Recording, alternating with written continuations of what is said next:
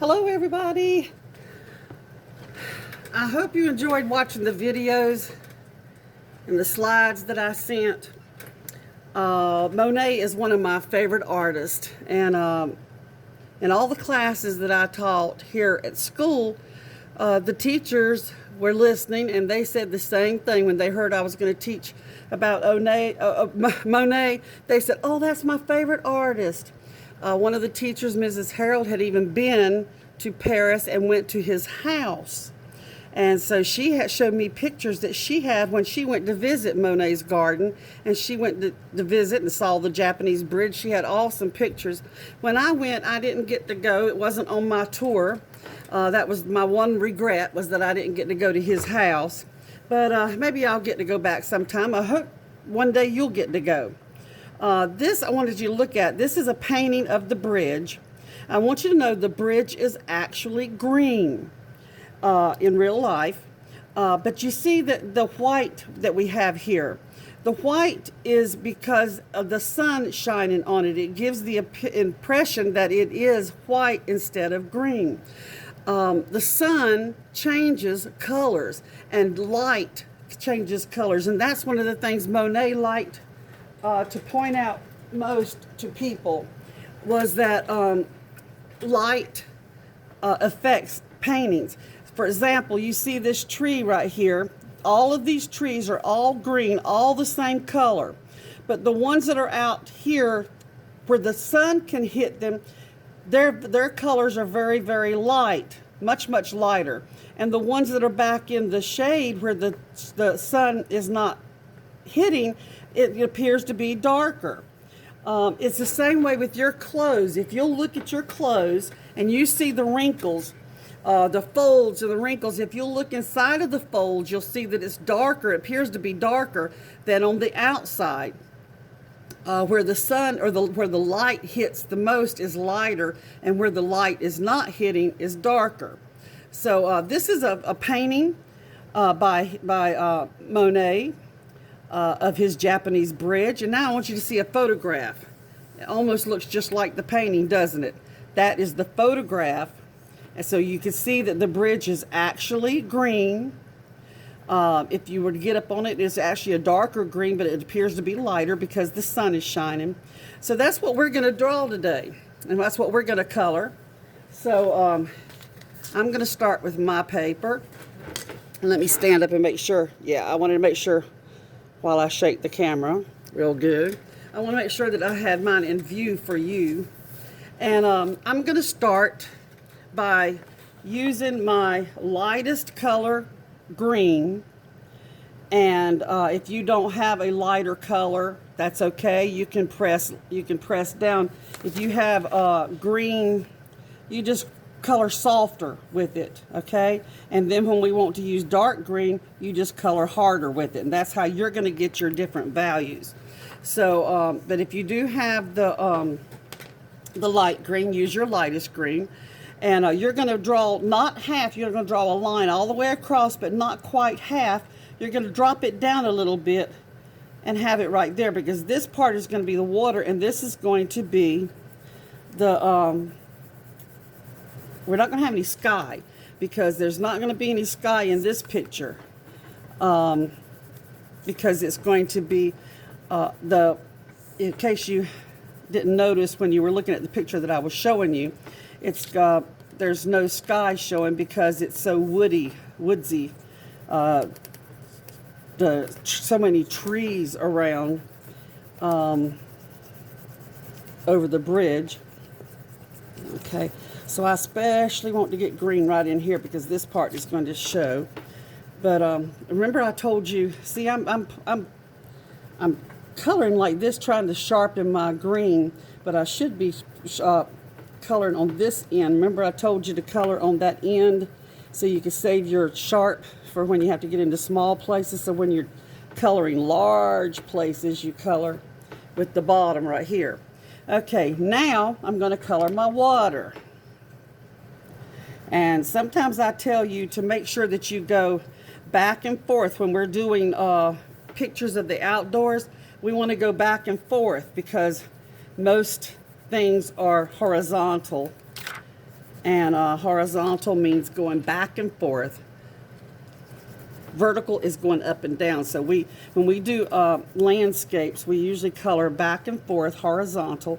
But in this picture, it doesn't really make that much difference. I colored the sides so that I wouldn't go off the edge and tear my paper or wrinkle my paper, so I could color faster. Okay, so now I got my water. Now we're going to do the bridge. So I'm going to get my darker green, which is hiding from me. Oh, because it rolled away. Does yours roll away a lot? Okay, now we're going to do the bridge first. I'm going to start right here at the edge of my water, and I'm going to go like a rainbow over the water. And I'm going to color this thick because this is the bottom part of the bridge. And I'm just going to make it a little bit thicker, not just a line. I want it to be thick because this is a bridge. This is made of wood, a board, okay? And then the bottom one's going to be the thickest because it's holds the most weight. It's the part that we walk on. And then the second one's going to be thinner, okay? And then we got one more to go. See, we're building a bridge. Okay, now after you get that done, I want you to put a line down the middle. And I want these lines to go, make sure your lines go straight up and down. They don't slant this way as we go around. They stay up and down. So we're going to put one on this side and one on this side, and then one right here and one right here. So now we have our bridge. And since this is all of his work was Impressionism, we don't need to have, this doesn't have to be perfect, because that's the thing that he liked about Impressionism. It gives you the impression of something. It doesn't look exactly like a picture, although he could paint like that. He was a good painter. He could paint something that looked just like a photograph. He was that good a painter, but he just didn't like to paint that way. He liked to paint where things were a little bit hazy, it looked like they were blurry. My mama likes that too, which is surprising to me because she is not that much into art like I am, but she likes it. So I'm putting this black under the bridge because that's shadow, okay? And then just to give a little bit of shadow, my black is broken, but that's okay. You know, I told you I like working with them. So I'm just doing a light black underneath here, underneath the railing, to give it a little bit of shadow, makes it look a little more realistic. And then I'm going to go to the right. If I'm going to imagine the sun is shining this way, so the shadow would be to the right of all of these railings, the vertical railings, okay? So now we have our bridge, okay? Now I'm going to color in all of the woods and not with that color. It won't show up with that color. I'm going to use my dark green. And now I want you to look at how I'm coloring. Can you see how I'm coloring? This is because I want to do, it's supposed to represent trees, and because I could not possibly sit here and color all the leaves, could I? No, we can't. I mean, some people do, but it would take us forever. So I'm doing it the lazy way, and all I'm doing is pretending that I'm doing X's. And all I'm doing is trying to fill in the background, and I'm going in, and the reason I'm not doing swirls like this is because none of the leaves were actually curly. Everything would be sharp looking. The leaves would stick out like this, like sharp, and they wouldn't be curly. So I do this I usually do this when I'm doing my coloring and doing my pictures. And I'm going to bring it down this way, and you'll see I'll do a little bit more. You could do as much as you want to. I actually think I want mine to come a little bit closer around so that I don't have that kind of making like a little tunnel. Because there's bushes on each side, and they kind of gather, they kind of meet. But, and this still goes back, way back into the bushes, but I'm not going to do that as dark. Oop, I pressed down too hard. I told y'all to be careful, but Okay, so now we got this going. Okay, and see, I came down here because this is going to meet the ground. It's going to be on the ground. Now I'm going to do the water lilies. Okay, so we got the foliage in the back, and we got the bridge. Now we got the water, and now I'm going to do the water lilies.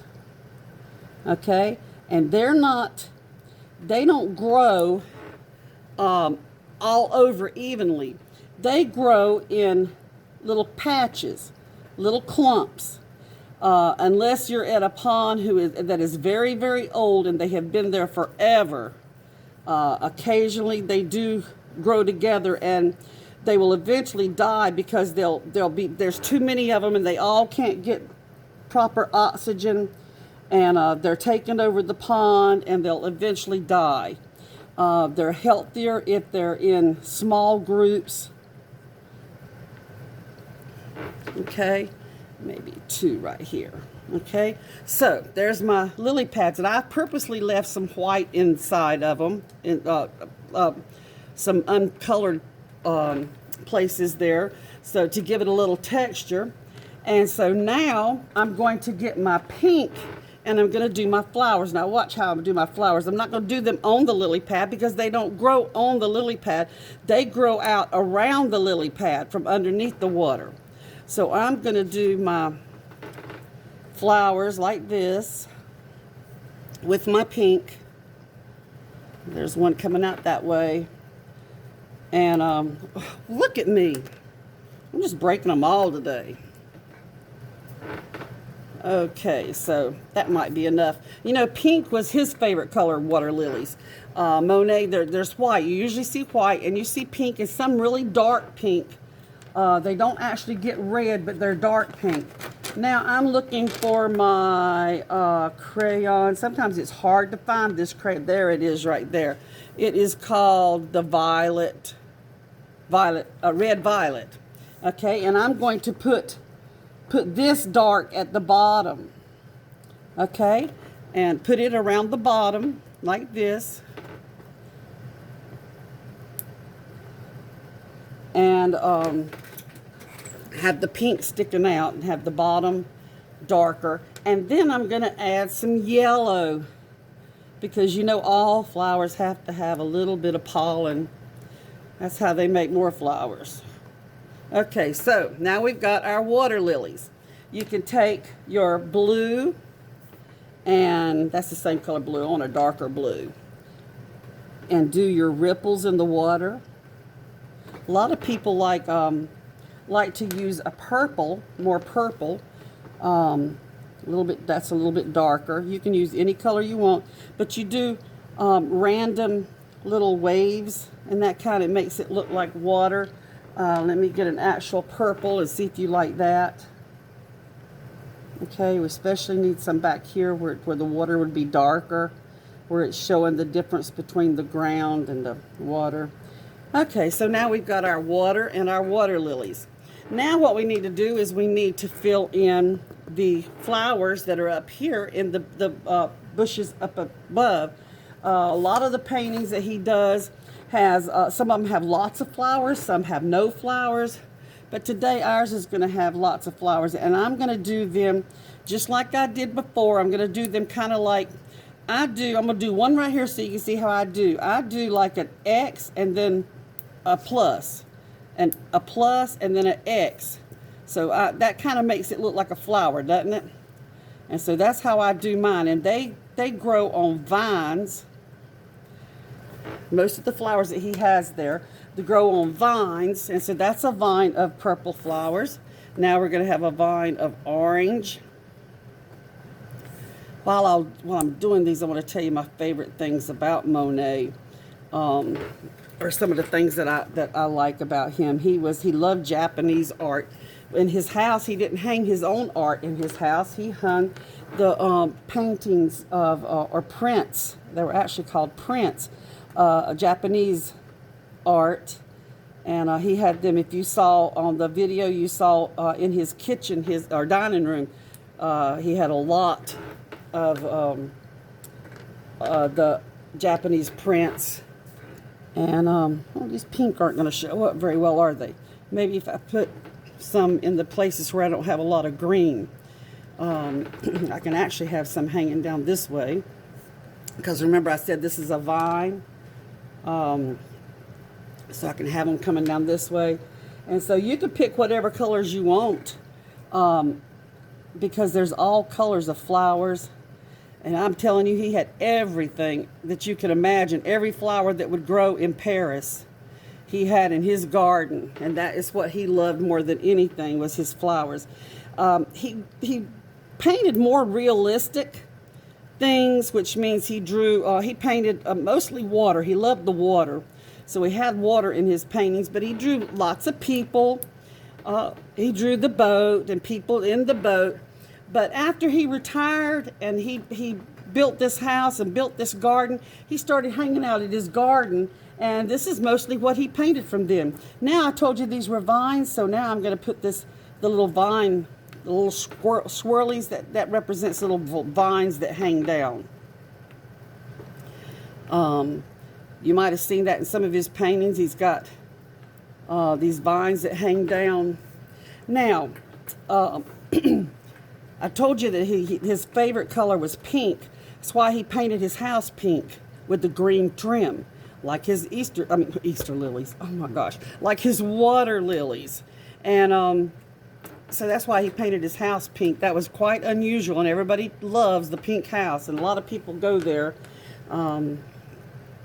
So now I'm going to fill in back here. The sun wouldn't be shining back here. It would be a little bit darker.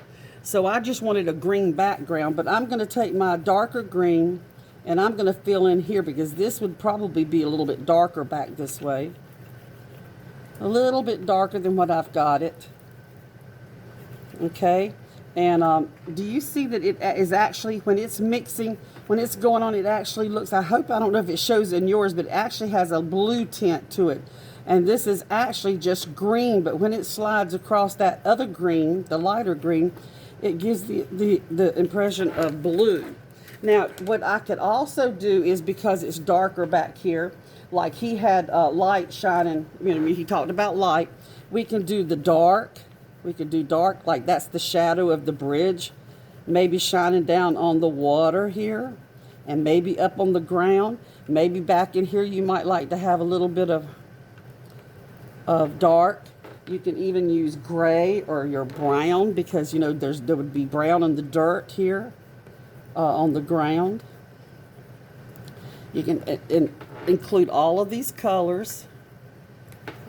You're the artist. You can do it however you want to. You can even go around. You can even go make some darker shadows here with this, like I did the leaves, the foliage. You can actually do some darker in there if you want to. It's up to you, however you like to do it. Now now that I keep coloring, I see that my bridge is disappearing, so I'm going to have to color it a little bit darker, because I've colored over it so much that it's not even showing, and it's the most important part. The whole subject here is the bridge, so we definitely want it to show up. Now my black shadow's not showing up, so I'm going to make it a little bit darker. So I keep working and working on mine. I sit back and look, and I see things that need to be added, and I can't wait to see what you guys do, what you come up with. But there's my Japanese bridge, and I can't wait to see yours. I hope you enjoyed doing this, and I hope you enjoyed learning about Claude Monet. He was a very nice person. He lived a long life. He was in his 80s, I believe, when he died, and he died of lung cancer. And but he was in good health otherwise, and so he lived a long, happy life. He was famous, but he didn't care anything about fame. Being famous didn't mean anything to him. He was just happy that he got to make a life and make a living doing exactly what he loved to do, and that is paint and sit in his garden. Okay, I can't wait to see your work. And y'all, I am so proud of some of you. I have looked over the test. I haven't got them all graded yet, but I've looked over, not really a test, but your question and answers, quizzes. And I am so proud of y'all. I mean, you are just acing it. You're getting them all right, which means I know you watched the video and you listened carefully. And I'm just thrilled. I hardly ever give you question and answers, but since I can't talk to you, this gives me an idea of what, if you're learning or not. Because I want you to remember this stuff. I want you to be able to go into a store and actually see a painting by Monet, see the water lilies and the Japanese bridge, and I want you to be able to look at somebody and say, that's by Claude Monet. Or I want you, maybe if you see a coffee cup, or you see, I mean, there's Monet paintings on all kinds of stuff. You see it everywhere. You've probably never paid attention to it, but you will now because you know who he is and you'll recognize his paintings. And that's what I want. Okay, guys, I'm gonna go now. I hope you enjoyed this, and I can't wait to see what you've drawn. Bye-bye. Stay safe. Love you.